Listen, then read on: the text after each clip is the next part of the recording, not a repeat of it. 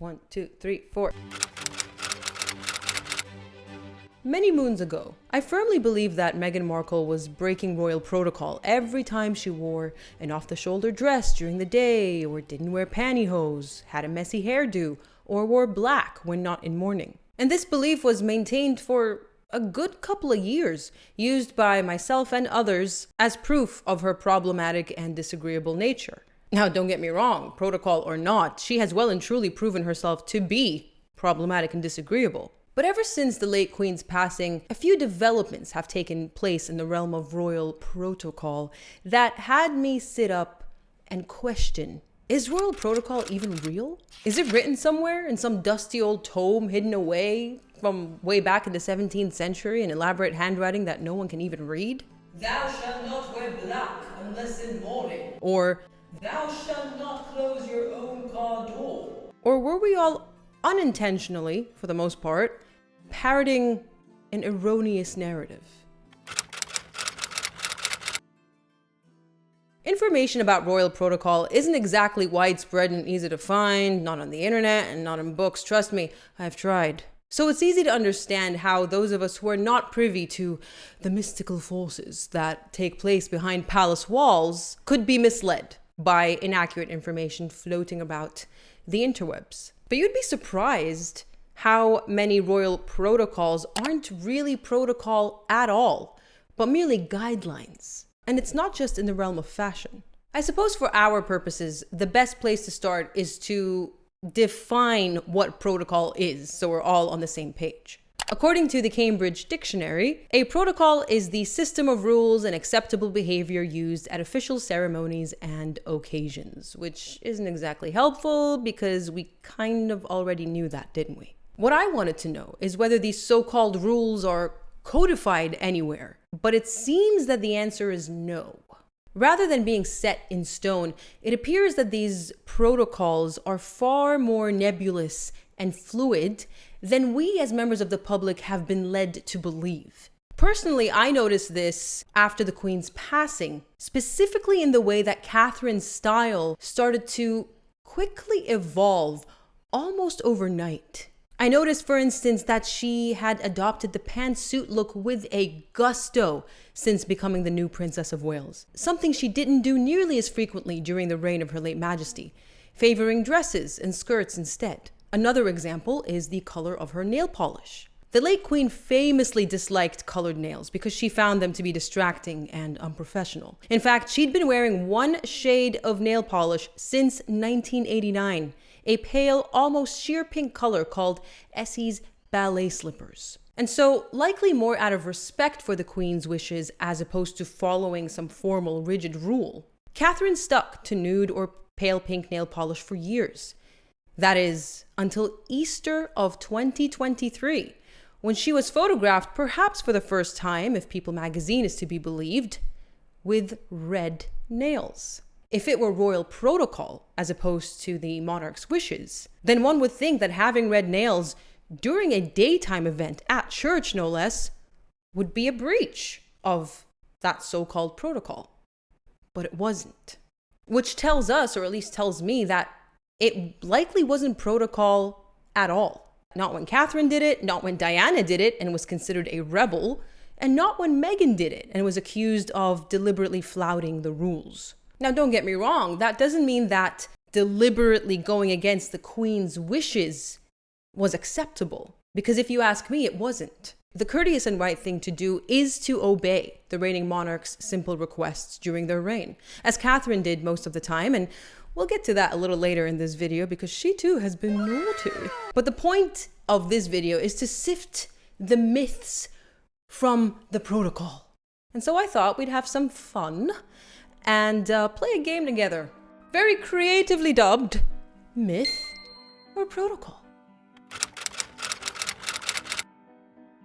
When it comes to tiaras and hats, the rules seem to be far more rigid for the former than the latter. According to the research, in the British royal family, tiaras are only to be worn by married women, with the first time often being on their wedding day. This rule dates back to classical antiquity, when the jewel on a tiara was seen as a symbol for the crowning of love.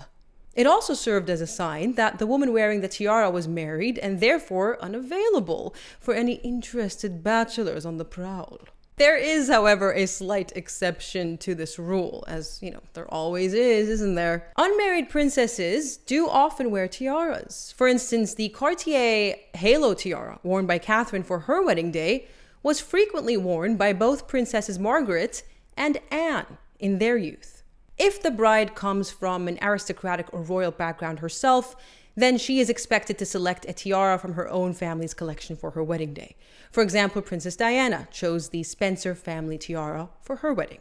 If, however, like Catherine and Meghan, the bride was a commoner, then they either get one picked out for them or a select few curated by the monarch to choose one for their wedding day and any future ceremonial events where a tiara might be called for. Speaking of events, white and sometimes black tie events where orders, sashes, and formal gowns are worn are events suitable for a tiara. And tiaras are only to be worn after 5 p.m.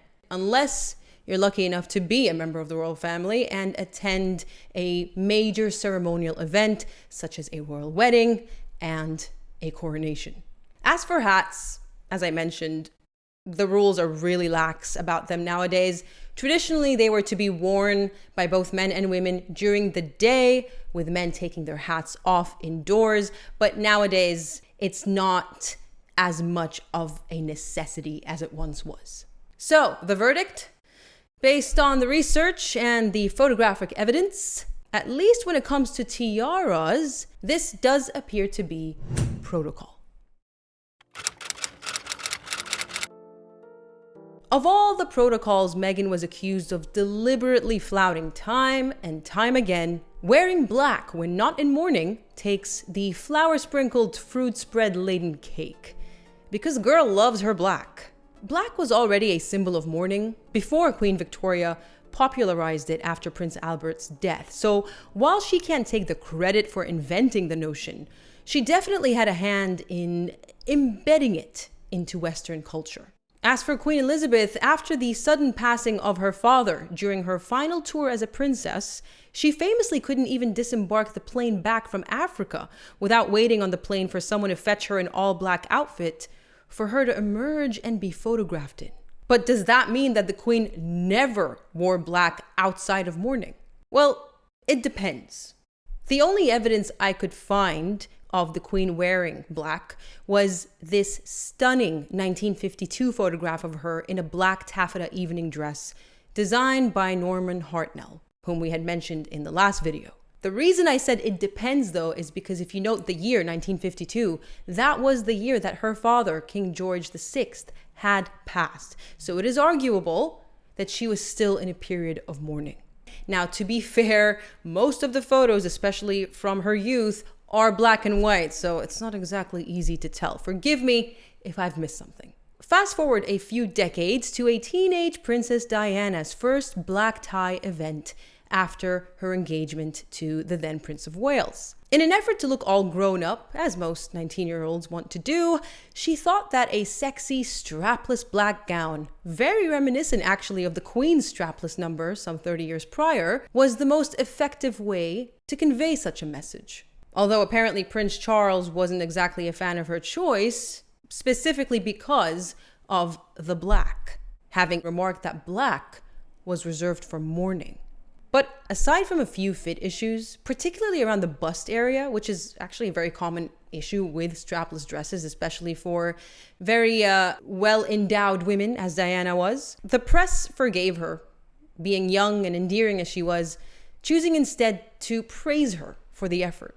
Diana herself recalled being terrified that entire night, stating that she was quite big-chested at the time and everyone was frightfully excited over that. Yuck. Now, some people out there might think that, not convinced, this does not disprove the protocol. After all, Diana was young, unguided, and possibly committed a grave error by choosing black. Well, if that were indeed to be the case, then one would think that she would have eventually stopped committing said error, especially after marrying into the family and officially assuming the role of the Princess of Wales. Except she didn't. For example, Diana wore a black silk velvet ball gown by designer Bruce Oldfield for an official portrait sitting by Lord Snowdon, and she also wore it to the gala opening of Les Miserables in October 1985. We also have that infamous revenge dress, of course, which, yes, is arguably her being a rebel, but she was still the Princess of Wales at the time. They weren't divorced yet, and presumably was still bound by protocol. But if you're still not convinced and are determined to see Diana and Meghan as rule breakers, then I am sure that this next famously rule-abiding royal will change your mind. Yes, our favorite Catherine wore a strapless black dress in 2011 designed by Alexander McQueen, which was reminiscent of not only Diana's dress, but yes, also the Queen's. Catherine wore another black, albeit with floral print, dress in 2017 and 2019, also by Alexander McQueen, with the 2017 version of the dress, because it was later altered, being off the shoulder. Speaking of off the shoulder, I recall that many people, and admittedly I was one of them, were up in arms about Meghan wearing an off-the-shoulder number for her first Trooping the Colour in 2018. Now, you could argue that the rules surrounding evening wear are far more lax when it comes to showing off skin than day wear, and that is true to a certain extent. But strictly in terms of protocol, I couldn't find anything that forbids an off-the-shoulder look, whether it was during the day or night. In fact, I found the opposite. Evidence of other royals, including the Queen, wearing such looks, if not identical, then definitely exposing their shoulders during the day. Meghan was also lampooned for her black one-shoulder Givenchy dress. Is it Givenchy or Givenchy? That she wore to the 2018 British Fashion Awards. But Catherine wore a very similar silhouette at the 2019 BAFTA Awards. And more pointedly, Norman Hartnell designed a one-shoulder gold lame and silk tulle evening gown for the late Queen in 1953, which she wore in Wellington, New Zealand during her post-coronation Commonwealth tour. Then, of course, we have shorter hemlines, which Meghan Markle was also criticized for wearing, particularly this look when she was heavily pregnant with Archie. In my research, I did come across reports from way back in 2014 of the Queen supposedly telling Catherine off for her short hems. I personally find it far more likely that if she was told off about anything, it was her failure to put weights in her skirts and dresses, which have led to a couple of fashion faux pas in the past. But I don't know if I'm buying this short hemline issue, primarily because Catherine, again, being a very by-the-book person, was still photographed wearing such short hemlines during the Queen's lifetime post-2014.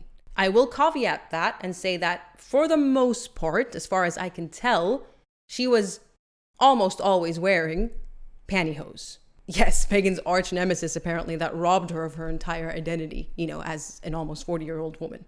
I had to wear nude pantyhose all the time. That was not very myself. I mean, if pantyhose is gonna do that to you at that age, honey, I don't think there's any identity to be robbed. At least we can safely say between now and then that she's found said identity, because she clearly had no problems donning stockings in her latest faux royal tour down under. On the topic of pantyhose, I will say that too appears to be more a preference rather than strict protocol. It really is hard to tell sometimes, especially with Catherine, but I think there have been at least a couple of times where she too wasn't wearing pantyhose. I could be wrong, so we have to leave some room for error there. Having said that, I think this is actually the perfect category to illustrate that some things are just inappropriate, protocol or not, to be wearing when you are working as a royal. A prime example is this look that we discussed in the last video, Meghan's linen reformation dress that she wore in Australia back in 2018. The thigh-high split did end up making headlines and overshadowing the work they're doing there, supposedly for breaching royal protocol. Again, I haven't found any rules or any evidence that this protocol exists, but it's just not the right thing to do. Overall, however, the verdict appears to be that this protocol is more of a myth or the Queen's preference rather than solid protocol.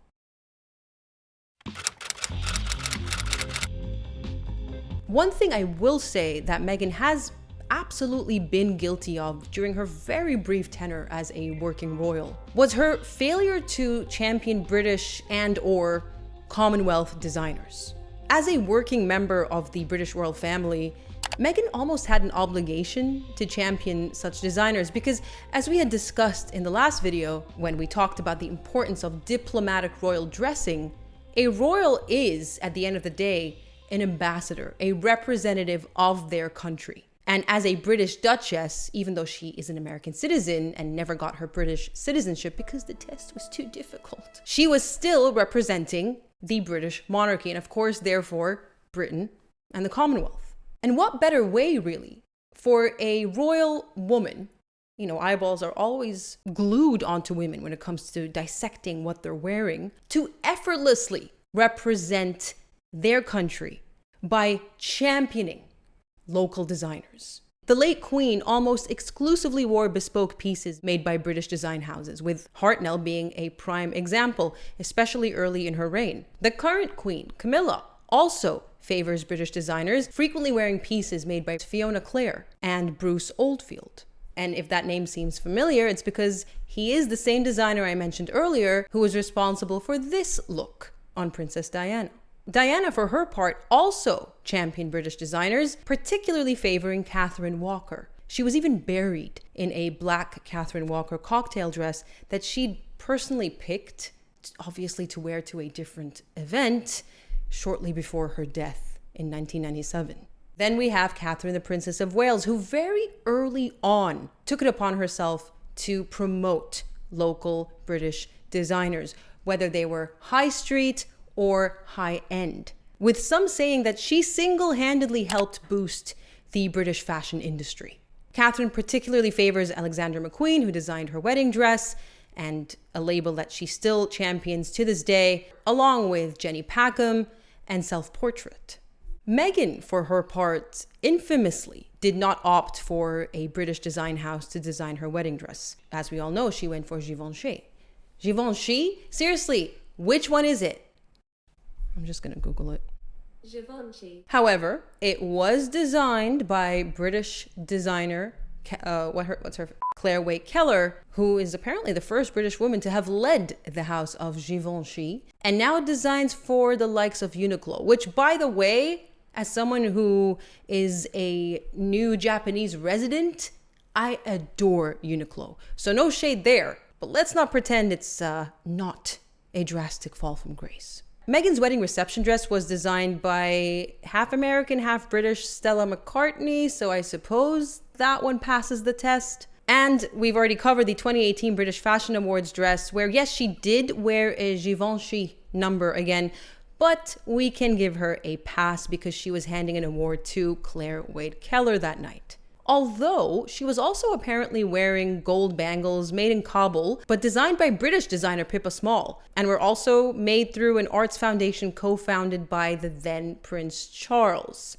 And that would have been all well and good for her to have promoted by wearing them, had she not yet again overshadowed everything else that happened that night with the debut of this cringe cradle pose that she had come up with, that everyone ended up making fun of her for instead of noticing the bangles on her hands. Interestingly enough, Meghan did start off quite well in this department, wearing mostly affordable, sometimes affordable, British or Commonwealth designers. But clearly it was all a farce, which she couldn't be bothered maintaining for more than, a couple of engagements, royal engagements before her wedding, because she did eventually end up slipping and started favoring American and European fashion houses such as Gucci and Altuzarra. All right, so this category is interesting because I don't think it's protocol per se, but I also don't think it's a myth. It's what you would expect, basically. It's the right thing to do. So it's somewhere in the middle. Common decency. I'm going to go with that. The purpose of this video was twofold. Firstly, to share my findings with you. You know, I had a hunch, I looked into it, but I also wanted to get the record straight and correct the mistakes that are still up on my channel, because it really makes me uncomfortable saying things that are wrong and just leaving them up there without correcting myself and bringing attention to the correction. Having said that, using Catherine, the Princess of Wales, as a barometer of what the Queen preferred and what she didn't mind, we can surmise that certain things, such as nail polish and pantyhose, while not officially being protocol, were still things that at least Catherine found important enough to observe, purely out of respect for the then monarch. And so even if Meghan wasn't breaking protocol, which I think we can all agree at the end of this video, assuming you agree with my findings, that for the most part she wasn't, one could still argue that she was deliberately ignoring the Queen's wishes, particularly when it came to, that one point of contention for her. I had to wear nude pantyhose all the time. Just wear the bloody pantyhose. Nobody ever died of being a decent human being. At least I think nobody did. But those are my thoughts and findings. Let me know what you think of them, whether you agree with them, and whether you have additional information that backs up or contradicts my findings. I am happy to read both. Fill up the comment section to your heart's desire. If you want to support this channel further, you can join at I can't talk. You can join the link to my Patreon in the description box. I post ad-free versions of all my videos, in addition to a few exclusive videos that have been uploaded there that never saw the light of day on YouTube. And I might still continue doing that in the future if time allows it. Regardless, if you cannot support me there, fear not, I still, and I'll see you in the next one. Bye-bye.